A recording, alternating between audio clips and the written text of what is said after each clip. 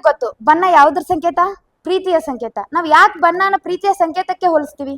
ಯಾಕಂತಂದ್ರೆ ಒಂದಿನ ಏನಾಗುತ್ತೆ ಅಂದ್ರೆ ಕೃಷ್ಣ ಬಾಲ್ಯದಲ್ಲಿ ಇರುವಾಗ ಅವನಿಗೆ ಒಂದ್ ಸಂಕಟ ಇರುತ್ತೆ, ಒಂದ್ ನೋವು ಇರುತ್ತೆ, ಅವ್ನಿಗೆಲ್ಲ ಇರುತ್ತೆ. ಬಟ್ ಅವ್ನಿಗೆ ಸಂತೋಷ ಇರುತ್ತೆ, ಅವ್ನ ಗೆಳೆಯರು ಇರ್ತಾರೆ, ಎಲ್ಲರೂ ಇರ್ತಾರೆ. ಬಟ್ ಅವ್ನಿಗೆ ಒಂದ್ ಒಳಗೆ ಏನಿರುತ್ತೆ ಅಂದ್ರೆ ನೋವು ಇರುತ್ತೆ.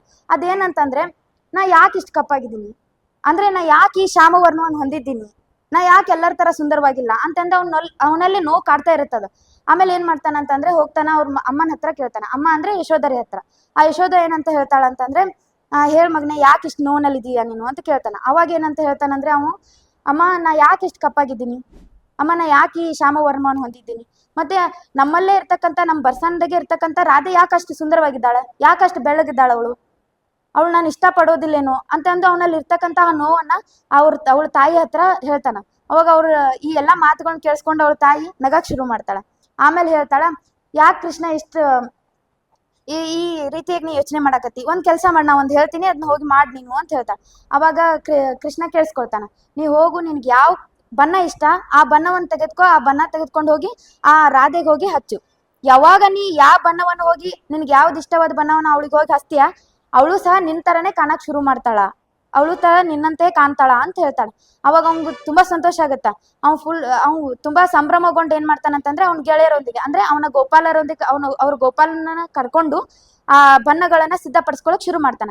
ಆ ಬಣ್ಣವನ್ನೆಲ್ಲ ತಗೊಳ್ತಾನ. ಆಮೇಲೆ ಬರ್ಸಾನಕ ಹೋಗ್ತಾನ. ಅಲ್ಲಿ ಹೋಗಿ ರಾಧೆಗೆ ಮತ್ತೆ ಅವ್ರ ರಾಧೆಯ ಸಖಿಯರಿಗೆ ಎಲ್ಲ ಹೋಗಿ ಆ ಬಣ್ಣವನ್ನ ಹಚ್ಚಕ್ ಶುರು ಮಾಡ್ತಾನ. ಅವ ಹಂಗೆಲ್ಲ ಹಚ್ಚೋದು, ಅವ್ರ ಮೇಲೆ ಎಲ್ಲ ಬಣ್ಣ ಸುರಿಯೋದ್ ನೋಡಿ ಅವಳಿಗೆ ಸಿಟ್ಟು ಬರತ್ತ. ಆ ಕ್ಷಣದಲ್ಲಿ ಅವಳಿಗೆ ಸಿಟ್ಟು ಬರತ್ತ.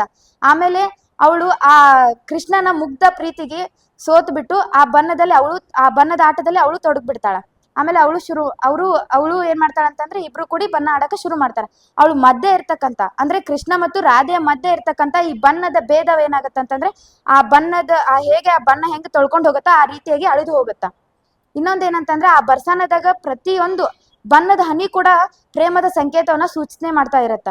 ಇನ್ನೊಂದೇನಂತಂದ್ರೆ ಈ ಬಣ್ಣ ಅಂತಕ್ಕಂಥ ಈ ಹೋಳಿ ಹುಣ್ಣಿಮೆ ಅಂತಕ್ಕಂಥದ್ದು ನಮ್ಗೇನ್ ಗೊತ್ತಂತಂದ್ರೆ ಹೋಳಿ ಹನುಮ ಬರುತ್ತ, ನಾವು ಬಣ್ಣ ಹಚ್ತೀವಿ, ನಮ್ ಗೆಳೆಯರೊಂದಿಗೆ ಬಣ್ಣ ಹಚ್ಬೇಕು, ಹೋಳಿ ಹುಣ್ಣಿಮೆ ಆಟ ಆಡ್ಬೇಕಾ, ಒಟ್ಟು ಸಂತೋಷ ಪಡ್ಬೇಕು, ಅಷ್ಟೇ ನಮ್ಗೆ ಗೊತ್ತಿರೋದು. ಬಟ್ ಈ ಹೋಳಿ ಹುಣ್ಣಿಮೆ ಅಂತಕ್ಕಂಥದ್ದು ನಮಗೊಂದು ದೊಡ್ಡ ಪಾಠನೇ ಕಲಿಸ್ಕೊಡತ್ತ.